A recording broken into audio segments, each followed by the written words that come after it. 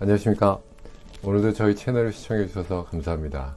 우리 한국인들에게는 잘 알려져 있지 않은 밀교에 대해서 흥미로운 밀교의 가르침, 열애, 보살, 그리고 밀교를 일본에 전파한 공예대사에 대해서 소개해 드리는 시간입니다.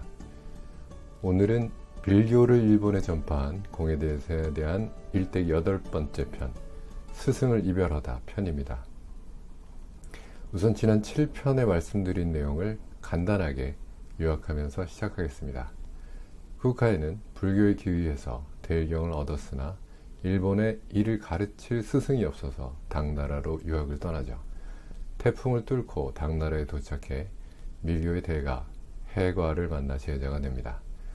해과는 후카이를 밀교 전승자로 정하고 805년 5월부터 산마야계, 태장계, 금강계, 전법 아자리 관정을 빠르게 전수합니다.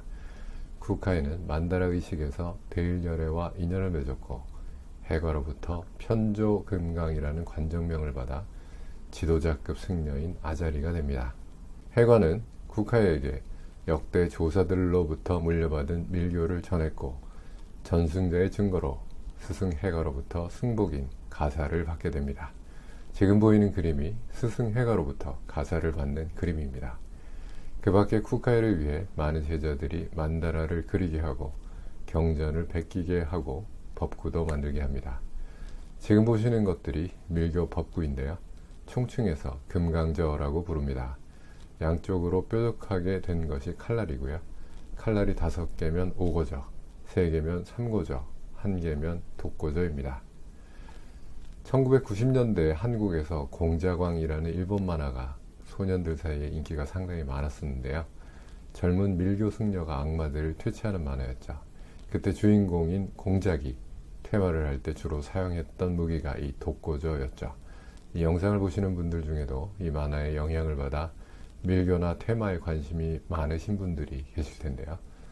어찌됐건 간에 이야기가 좀 샜지만 다시 후카이의 스토리로 돌아가 보면 805년 12월 스승 해과는 후카이를 불러 마지막 유언을 합니다. 내가 가진 것을 다 전했다. 그러니 빨리 일본으로 돌아가 이 가르침을 가지고 나라의 평안과 사람들의 행복을 기원하라 라는 유언을 남깁니다. 후카이와 스승 해과는 불과 6개월이라는 짧은 시간만을 함께 합니다. 6개월이라는 짧은 기간 동안 스승의 모든 것을 전수받은 후카이는 스승 해과의 깊은 신뢰관계 때문에 스승의 입적에 슬퍼하게 되죠. 스승 해과가 입적한 그날 밤 스승을 위해 열심히 기도하는 공예 앞에 스승 해과가 현현합니다. 나와 그대는 끈끈한 인연으로 맺어져 있다. 반드시 밀교를 확산시켜 나가자 라는 말을 듣습니다. 후카이는 이때의 심정을 허하게 갔다 실하게 돌아온다 라고 스승의 은혜에 감사를 표현하는 말을 후세에 남겼습니다. 후카이는 스승과의 약속으로 빨리 귀국하기로 결심합니다. 하지만 애시당초 견당서로 파견될 때의 의무기간은 20년이었기 때문에 그렇게 쉽게 돌아갈 수는 없었습니다. 의무기간의 약속을 지키지 않으면 큰 문제가 생기게 되지만 후카이는 스승과의 약속을 저버릴 수는 없었죠. 그즈음 당나라의 새로운 황제가 즉위를 하게 되었고 그 즉위를 축하하는 사절단이 일본에서 장안으로 와 있었습니다. 후카이가 일본으로 돌아갈 기회가 찾아온 거죠. 후카이는 사절단과 함께 일본으로 돌아가기로 결정합니다. 의무기간인 20년에서 불과 2년밖에 채우지 않았기 때문에 후카이는 국가에서 무사히 받아들여질 수 있었을지. 어쨌거나 806년 8월 귀국하기 전에 후카이는 항구에서 삼고저를 꺼냅니다. 그리고 고향 일본에서 밀교를 전하기에 적합한 장소가 있다면 그곳을 안내해달라는 기원을 하며 삼고저를 일본을 향해 던집니다. 지금 보시는 삼고저가 그때 후카이가 던졌던 삼고저라고 아직도 보관되어 있는 것인데요. 믿거나 말거나 1200년 전의 것이 아직도 남아 있습니다. 이 삼고저를 던지는 일화는 진원종에서는 굉장히 유명한 전설인데요. 나중에 진원종의 총본산이 있는 고야산에서 이 삼고저가 발견되었고 이곳에 공고부지라는 그 절을 건립한 배경이 되었다고 합니다. 806년 10월 공예를 태운 배는 다자이유 현재의 후쿠오카현에 도착합니다. 드디어 일본에 귀국을 하게 됩니다. 그러나 쿠카이는 수도에 가는 것이 금지되어 다제후에서 기다리게 됩니다. 공예는 조기 귀국한 사유 등과 함께 당에서 가져온 경전, 불구 등을 조정에 제출하고 기다립니다만 무려 2년 동안 아무런 소득 없이 다자후의 관세음사에 머무르게 됩니다. 자, 오늘 여기까지 공예대사 일대기를 마무리하고 다음 편에 이어가도록 하겠습니다. 이번 시간에는 지구에서 인간의 체험을 하고 보살이 되신 미륵보살님의 반야심경에 대한 메시지를 들어보도록 하겠습니다. 반야심경을 배우고 마음으로 습득할 때 가장 중요한 것이 공의 실천 방법입니다. 공을 이해하고 실천할 때 많은 사람들이 어차피 무다, 쓸모없다, 의미가 없다 이렇게 해석하는 사람들이 의외로 많고 인생 자체가 무다, 의미가 없다라고 이해하는 사람들도 있습니다. 그러나 본래 반야심경에서의 의미는 인생은 한계가 있고 주어진 한정적인 삶이며 그 짧은 인생에서 훌륭한 깨달음을 어떻게 얻을 수 있는지, 한정된 짧은 인생에서 깨닫는다는 것은 어떤 것인지, 이 깨달음을 얻는 것이 인생의 목적입니다. 소위 이 인생을 체험하지 않는 자, 인생을 모르는 자한테는 깨닫는다 자체를 이해하기 굉장히 어렵습니다. 인간으로서 태어나지 않는 존재들, 인간의 의식을 익히지 않은 존재는 처음부터 영원한 존재라는 것, 처음부터 신과 하나라는 것, 이것은 당연하게 익히고 있습니다. 그렇다면 그들은 깨달은 것인가? 하늘에 있는 존재가 모두 깨달은 것인가? 요정이나 갓 태어난 하늘의 존재들, 그들은 깨달은 것인가? 그들에게 깨달음이란 표현은 존재하지 않습니다. 깨닫지 못한 것이 아니라 애시당초 깨달음이라는 세계에 접한 적도 없습니다. 그들은 깨달음과는 다른 세상에 있기 때문에 깨달을 수 없고 깨달음과는 무관한 세계에 있습니다. 그러나 신이 되어 우주를 창조할 때는 이 깨달음을 이해하지 않는 한 신이 될 수 없고 우주를 창조할 수도 없습니다.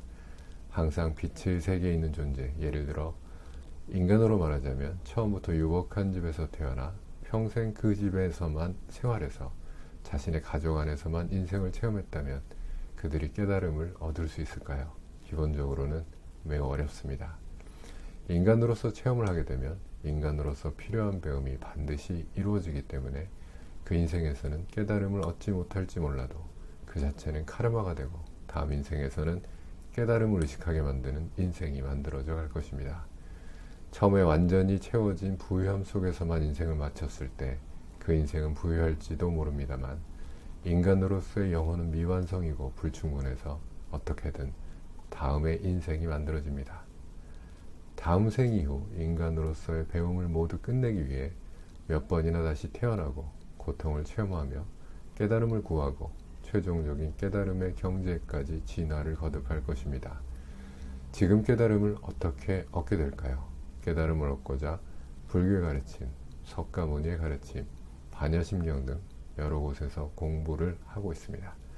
반야심경은 그 깨달음을 얻기 위한 가르침이며 여기에서 고가 설파되어 있는데 고를 어떻게 벗어나게 할 것인가, 해결할 것인가, 애당초 괴롭지 않다는 것을 가르치면서도 그것을 어떻게 인생에서 살아갈 것인가, 빛의 인생으로 바꿔가는 것, 괴로움이라는 인생을 빛의 인생으로 바꿔가는 것, 그래서 필요한 것이 의식의 본연의 자세, 사고방식, 생활방식 자체를 바꿔가는 것이 반야심경의 가르침입니다. 괴롭다고 포기하거나 도망치는 것이 아니라 그것을 받아들이고 이해하면서 조금이라도 평화가 찾아올 수 있도록, 사람들이 모두 편안해질 수 있도록 좋은 인간관계가 되도록 노력해가는 것, 스스로 나아가 빛의 세계를 만들어가는 것, 그렇게 해서 고통에서 조금이나마 기쁨과 빛을 만들어내려고 하는 것, 그것이 바로 반야심경의 가르침입니다. 여러분도 고라는 말에 현혹되어 고로 머무는 것이 아니라 고를 눈앞에 두고 어떻게 기쁨과 행복, 평화를 만들어갈 것인가, 자신이 만들어낼 수 있는 밝은 빛의 세계는 어떤 빛의 세계인가, 그것을 확실히 의식하고 이해해서 스스로 만들어 나갈 수 있도록 의식을 향해 가 주십시오. 자, 메시지는 여기서 끝을 냅니다. 재밌게 들으셨나요? 인생은 고통의 바다라고 부처님은 말씀하셨죠. 2500년 전의 사람들도 괴로워하면서 인생을 살아왔고 2500년이 지난 지금도 사람들은 괴로워하면서 살아갑니다. 2500년 동안이나 부처님은 고통에서 벗어나세요 라고 말하고 계시지만 고통에서 벗어나는 길은 멀고도 먼 길 같습니다. 자, 오늘도 끝까지 시청해주셔서 감사합니다. 네이버 블로그나 다음 카페 빛의아갈탄에 방문해 주시면 밀교 외움에 대한 다양한 글들이 많으니 읽어봐 주시기 바랍니다. 감사합니다.